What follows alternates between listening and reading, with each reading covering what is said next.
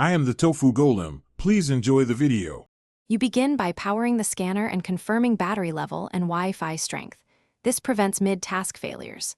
Once logged into the WMS, select the active task list so scans map directly to orders. Make sure the scanner mode matches label type. Set 1D for linear barcodes and 2D for QR or PDF 417.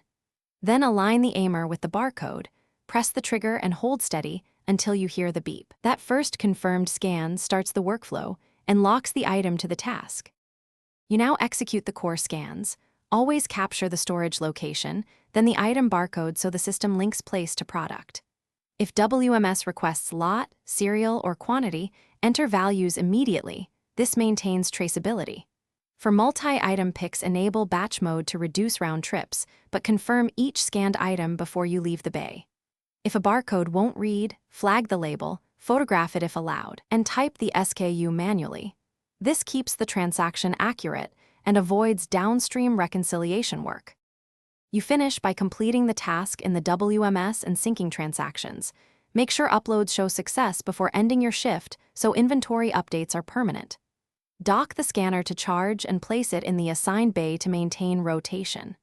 If a sync hangs, clear the app cache and retry.